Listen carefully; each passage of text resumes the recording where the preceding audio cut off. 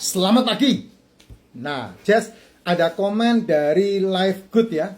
Bapak Life Good atau Ibu Life Good 46 ini. Saya tidak menanggapi komen yang sekarang, tapi ada satu japri message yang beliau sampaikan ke saya. Pak Jess, tolong buatkan konten tentang LOA. LOA itu apa? LOA. LOA itu adalah Law of Attraction atau hukum alam. Hukum alam ini kamu suka tidak suka, dia ada di situ dan dia bekerja tanpa pernah mencari atau mendapatkan persetujuan darimu. Itu hukum alam. Nah, manusia ini seringkali karena tidak memahami hukum alam, makanya perjalanannya hanya begitu-begitu aja.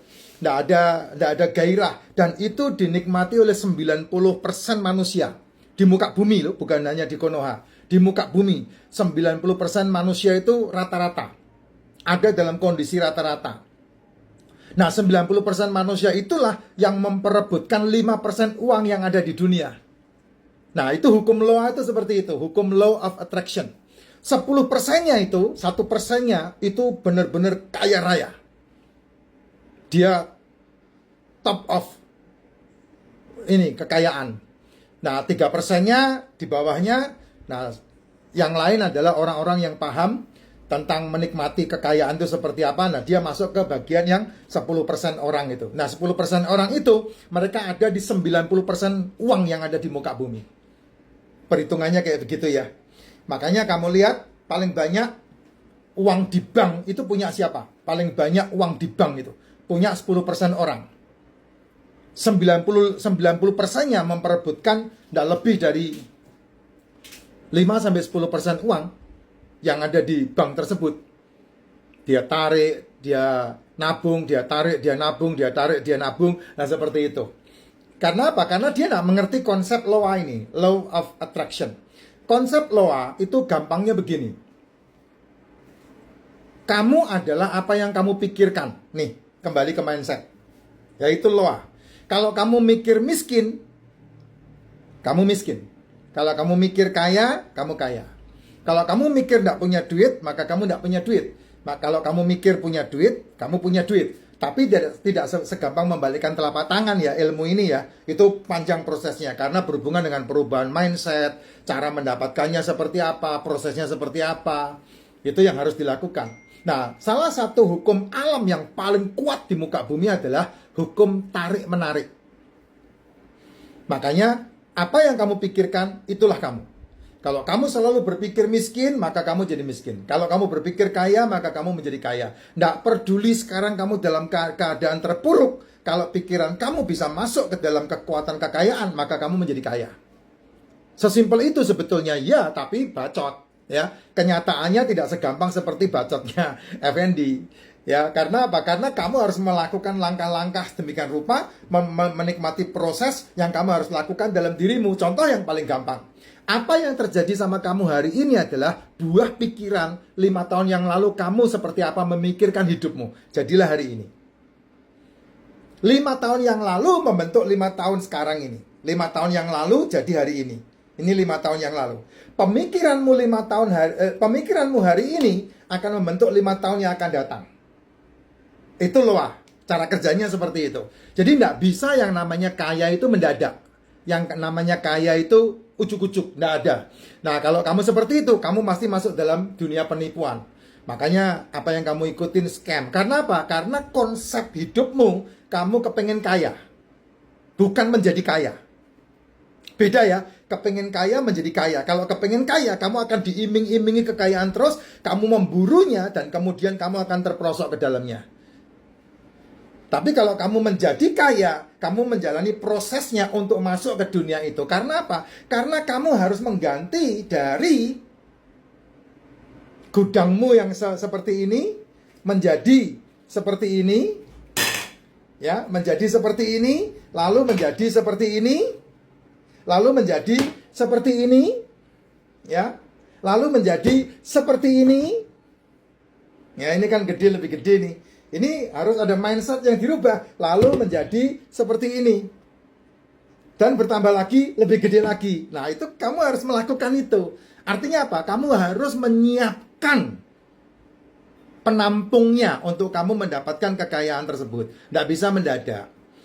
Terus kemudian kamu ikut sebuah seminar 17 juta gitu. Kamu ikut seminar 20 juta. Terus kemudian kamu pulang dari seminar menjadi kaya. Mustahil, nggak bisa, karena prosesnya kamu nggak bisa. Itu sebabnya kenapa orang yang bekerja 20 tahun dia bisa menghasilkan duit 1 miliar pesangonnya dia ketika dia pensiun, atau 2 miliar ketika dia pensiun, even itu adalah direktur Pertamina sekalipun, hancur pasti. Kenapa hancur? Karena mindsetnya belum siap untuk menjadi pelipat. Nggak bisa. Ya, nggak bisa. Konsep yang paling gampang adalah kamu punya konsep hidup bekerja mencari uang. Nah, itu yang dibangun sama nenek moyangmu kan seperti itu dari kecil. Nanti kalau gede mau jadi apa? Ayo, ketika dibilang pengen kaya, iya pengen kaya. Caranya bagaimana? Nah, itu kan selalu pertanyaannya, kamu akan kejar seperti itu. Nggak ada orang yang mengajari anaknya nanti kalau gede mau jadi apa? Nanti mau gede mau bagaimana? Nggak ada. Mesti diarahkan untuk menjadi pegawai. Itulah konsep bekerja mencari uang. Kamu mencari uang, kamu bekerja mendapatkan uang. Akhirnya kamu diperbudak oleh uang di situ. Sedangkan konsepnya bukan itu. Konsepnya adalah kamu harus menanamkan kepada anak-anakmu usia 1 sampai 7 tahun itu, karena sistem yang terjadi di otak anakmu itu polos, yang 1 sampai 7 tahun. Makanya orang Cina punya pepatah san sui ting pak se.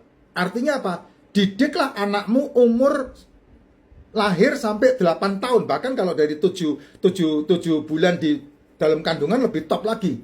8 tahun itu akan mempengaruhi 80 tahun kehidupan anakmu. Itu dia.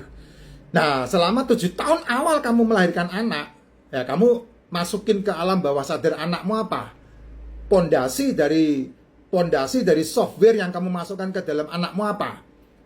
Upin Ipin, Unyil, video-video YouTube,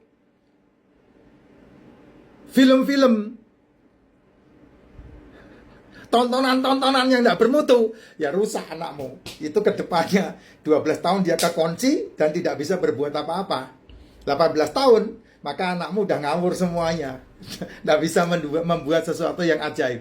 Itu yang terjadi seperti itu. Makanya kamu kalau mau benar, kamu siap melahirkan anak, ya 7 tahun pertama itu anakmu harus kamu didik dari mulutmu sendiri yang menginputkan semua yang berhubungan dengan pondasi alam bawah sadarnya dia. Karena ketika kamu menjadi saya kayak begini ya, umur 18 tahun ke atas, yang didengar itu adalah apa kata alam bawah sadar. Karena alam bawah sadar itu dibentuk pondasinya yang membentuk kebutuhanmu. Nah, ya alam semesta ini menciptakan kebutuhan, bukan keinginan.